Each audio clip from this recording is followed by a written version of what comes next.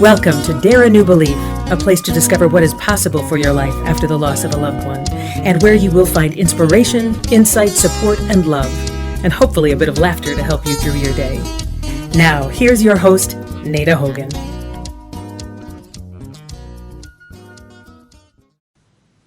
Welcome to Dare a New Belief, where you will find light and life, love and joy, healing, faith, and hope. A place where you get to believe what is possible for your life. And I am your host, Nada Hogan, and today I have the great pleasure to introduce you to Lorraine Hoving. Lorraine is a speaker, author, a radio show host of Never Too Late Ever, and a loser of 130 plus pounds. When Lorraine turned 60, she realized her life was 2/3 over if God blessed her with an additional 30 more years. All the goals she had set out to do year after year had eluded her and lay there in a big heap of empty promises, and some of those promises were over 45 years old. Was this all, she asked herself? Would I ever change, or could I ever change? Well, you get to find out today. Hey, welcome, Lorraine. I'm so glad you're here. Hi, Nada. Hey, I thought you said that I lived to be 90. Oh no! If you did live to be 90, no. if I realized that if I lived to be 90, and heck, I wasn't going to live that long because of my unhealthy patterns. So it was kind of a wake-up call to me when I turned 60. Yeah. So can you tell us a little bit about that, Lorraine? Because what was going on? What was going on when you turned 60 that these patterns that were obviously interfering with the best life that you are living right now? Well, I think what I realized was when I woke up on that I don't think I realized going into it the impact that turning 60 would feel like. I had no trouble turning 50. But when I turned 60, it was like when I woke up, I thought, oh my gosh. And I woke up in a pool of tears. I realized that, and I knew I wouldn't live to be 90 at that point because I was unhealthy. But it's just like all of a sudden you just go, oh my gosh, all this time has passed, because you realize as you get older, all those Mondays, all those New Year's resolutions, and suddenly there's less life ahead of you than that you've gone through. And it's like a sobering thought that all those years have gone by and suddenly you're left with just this many, because we know they're counted. Right. We know that they're numbered. And so I think it was that realization. And then all my life I had blamed others for what I thought, was the trauma I'd gone through, my bully brother, everything that I had gone through in my past, I was blaming that instead of taking full responsibility for myself. And it wasn't just 99%. You have to absolutely look at yourself in the mirror and say, I am 100% responsible for where I am today. And I think that was just kind of the awakening at 60. Yeah. Wow. So do you think that part of or do you know what was the reason? Because losing 130 plus pounds, I mean, that's amazing. And on your website, you have before and after pictures on there, and it's a completely different person. So where do you think that and please let me know if I'm stepping over a boundary here. Do you know why you started putting on the weight? Yeah, I do know that is when I was younger, my dad died suddenly and traumatically at the age when I was 11. And I adored my dad, absolutely adored him. And my mom, although she is a loving, kind mom, she's now in heaven, she wasn't affectionate. My dad was affectionate, loved to laugh just like I did. So we kind of like the way I look at it is we spoke each other's language. So when I'd wake up in the morning, I could hardly wait to see my daddy. And, I didn't even go to bed until I shared a bowl of ice cream with him in the evening. So when he died suddenly, in a horrific accident, you don't have any time to digest it. It's just like it happens. And when you're a child, just 11 years old, is still quite an impressionable age. I just was like set back because it felt almost, Nada, like I lost the day that my daddy died when I was younger. I felt like I lost my little girl, because I've been so fun-loving up to that time. And then from that point on, I had an older brother, and I perceive now, he's also in heaven, but I perceive that he possibly was jealous of my relationship with my daddy, because from that point on, he bullied me and verbally abused me, called me fatty 2x4, and probably, Nada, I was maybe 10 or 15 pounds overweight at that time. But I started to hide, and I began kind of a secret obsession with food, because I knew if I ate in front of my brother, he would tease me and make fun of me. So I began to hide in my bedroom late at night, sneak food down there, sneak up the little bowls in the morning so he couldn't hear. So I always think you're as sick as your secrets. And so that was my little secret. But it only can be a secret for so long. It's not like when you abuse alcohol or drugs. You can keep that a secret a long time. But when you have an obsession with food, it eventually shows for all the world to see. And so I slowly began to gain weight, once I got married, once I had kids, and I reached a high point of 275 on a 5'1" frame, which is a lot of weight. Yeah. Wow. So I would imagine you had physical pain that went along with that. Not a lot of physical pain, more lower energy and that kind of thing, that you couldn't do a lot of things that other people could do. I didn't have a lot of pain, and it's almost like if you did, then maybe you would have done something about it, but I didn't. And even though my self-worth was not where it needed to be, I still loved myself because I kind of like myself. Yeah. I'm kind of a fun person, Nate. I was just going to ask you about that. And Lorraine, every time I talk to you, I just want to reach through whatever, because we've only been in person together once, but I just want to reach through the technology and just give you a hug, because I think it is so beautiful to be able to say, I am such a fun person. I love that.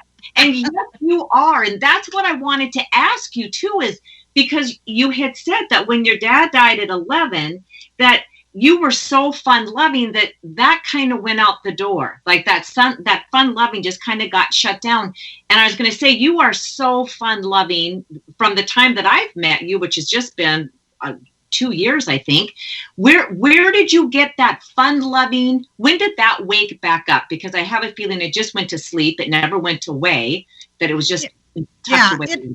And I don't think it ever went away completely, but I lost that little innocent girl that just felt like she could walk into a room and just light up a room, or that freedom that you feel just to be you. That was kind of hiding, but I still had fun. I remember going to college and having a lot of fun at college. Not a lot of studying, but a lot of fun. And so I think I was always there, but the little girl, I believe, I don't know if I've ever told you, but the time that I went down to California, I'd lost about 120 pounds. And I went to a conference, and I had spotted a trampoline the night before, and I thought, you know what? I'm going to set my alarm really early in the morning, and I'm going to go jump on the trampoline, see if I can do it. Because when you're 275 pounds, it's hard to get a couple inches off the ground by jumping. So I set my alarm. I got there, and there were two of my friends there already. And they asked me what I was doing. I told them, and so they gave me some tips. And I got on, and I just couldn't get the jumping because I just hadn't done it. So they grabbed my hands, and we started jumping. And I remember as a little girl. Screaming on the swing to go higher and higher. So I started doing this when they're jumping with me, and I'm going higher, higher, higher. And all of a sudden, I just fell to the mat of the trampoline just in convulsions, because it almost felt, Nada, like somewhere up there, I got my little girl back. I can't explain it. But suddenly, because I was jumping on this trampoline and I felt so free, it was like, oh, there's the little girl. And I just broke down. And so that's the time I felt like, oh my gosh, she is here in full force.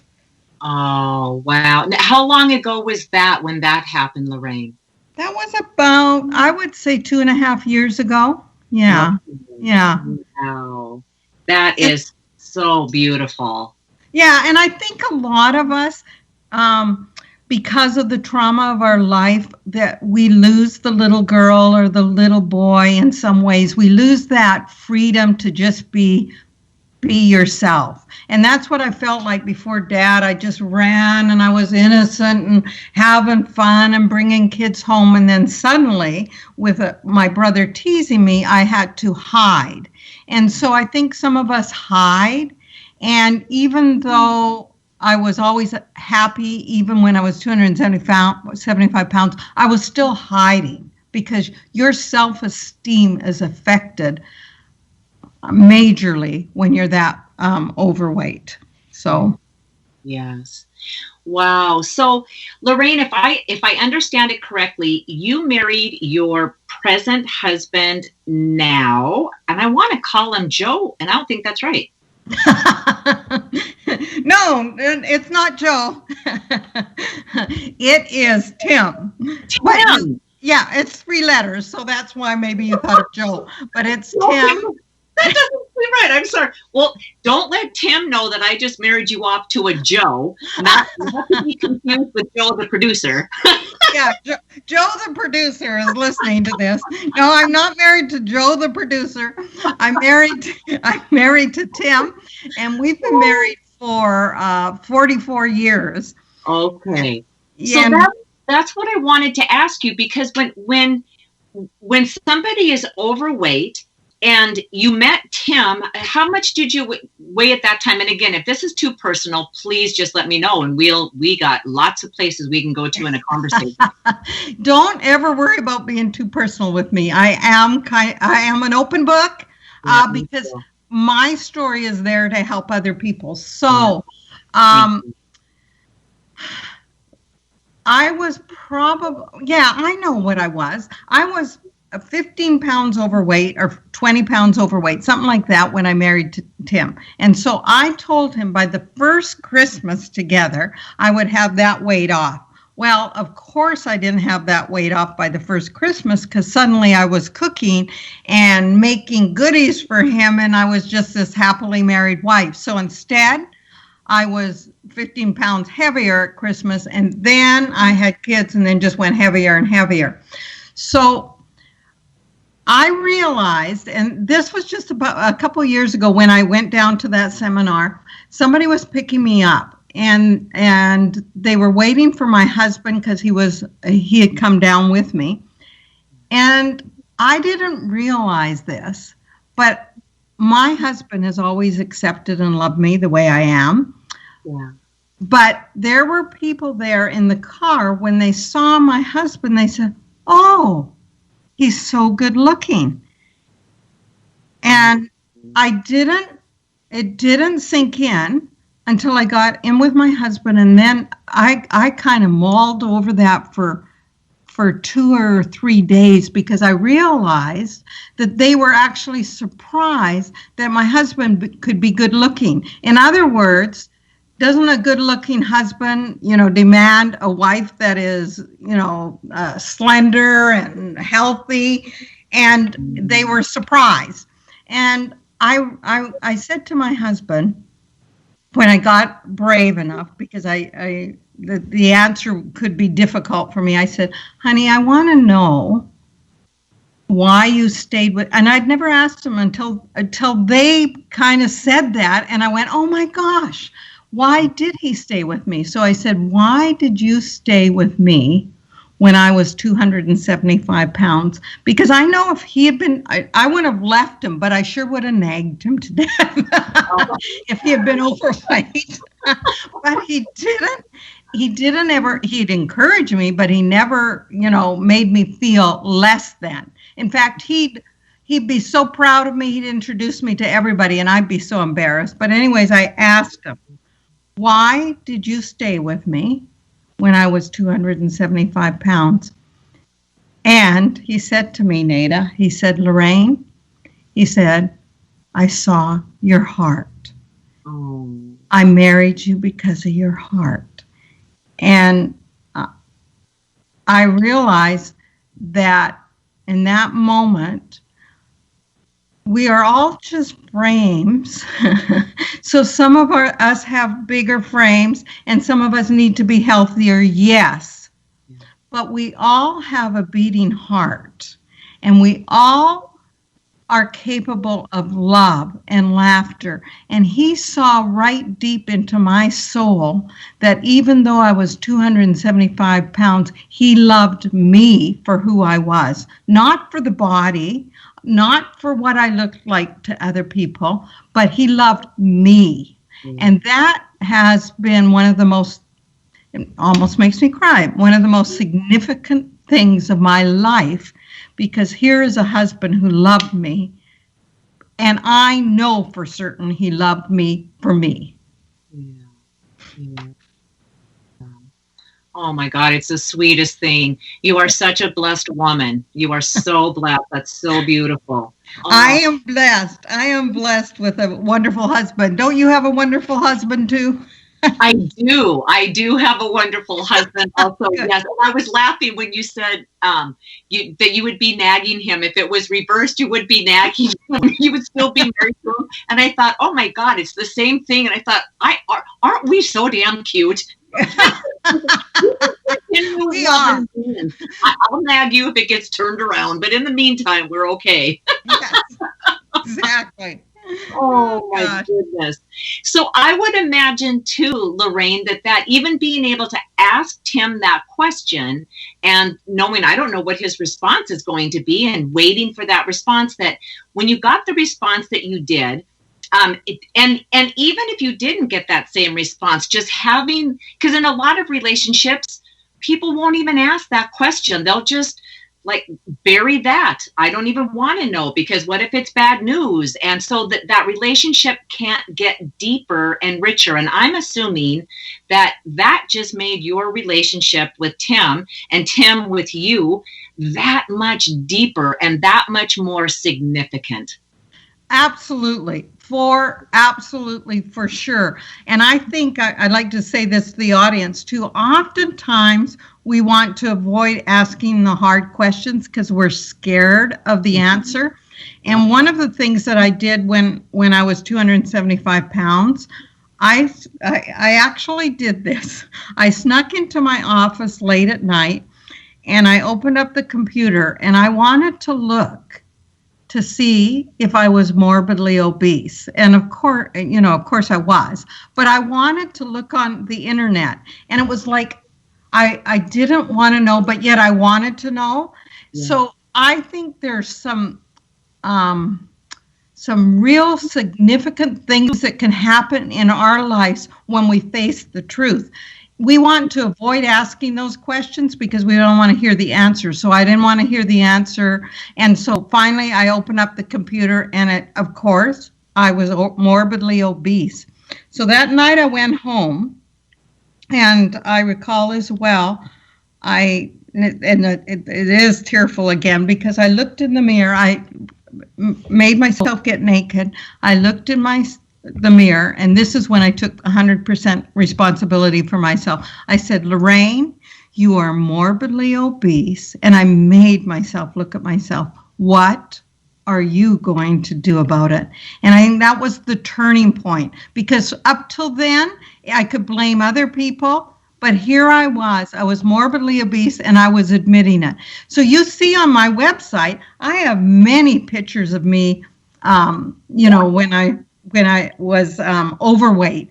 And I didn't mind having the camera, because somehow in my head, I wasn't that big. You know what I mean? Other people are ashamed to be in the camera. I had all kinds of pictures of myself because I was happy and my husband loved me and everything. But until I said to myself that I'm morbidly obese and what are you going to do about it, I didn't really change. And then that's when I started the transformation, and it was doing the digging, the deep part of figuring out why I felt so unworthy.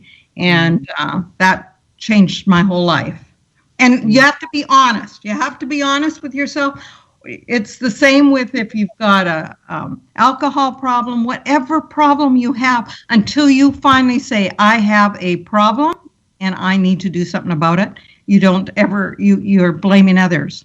So hope that makes sense. Yes, absolutely. And I know we're going to get close to having to wrap this up. So before I start any of the closing down with this, I have too many more questions that I want to ask you. So would you be willing to come back and do another show with me for next week so I can get all of these other fun questions answered? Absolutely, Nada. That would be fun. Fabulous. So I'm going to save the question that I want to ask you right now, and we'll save that for next week because I know that it will run out of time. So I'm going to that will be my very first question when I meet back with you.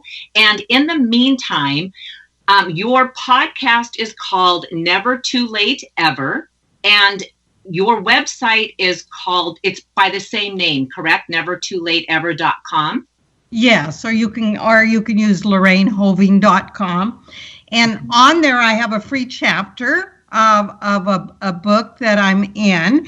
And then also, if any of your audience wants some recipes or I've got recipes and I've got mocktails. I've got links that I will send over to Nada because I've got some great things coming up for this Black Friday.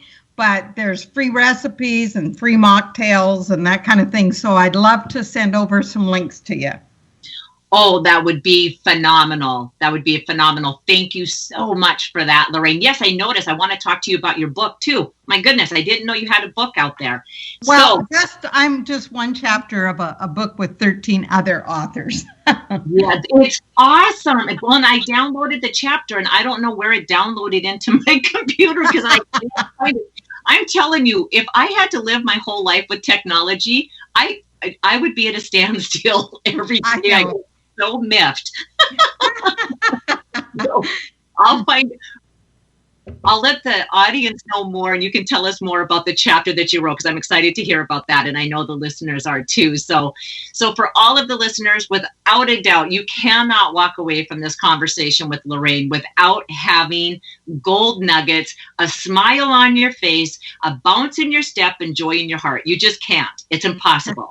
So I want to say thank you, Nada. This was so fun. We'll see you next week.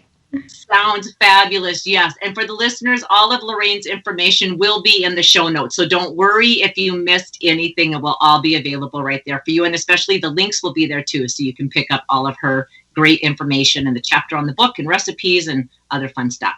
So until next time, much love to you. Have a beautiful week. Much love to you, Lorraine. Thank you so much. Thank you, Nada. Talk to you soon. Okay. Bye-bye. Thank you for spending time with us today. Please go to nadahogan.com for show notes and other information you can use right away. If you like what you heard here, please subscribe to our show and don't forget to rate and review right there on Apple Podcasts, Stitcher, Google Play, or wherever you get your shows. And don't forget to tell your friends about it. We'll see you next week.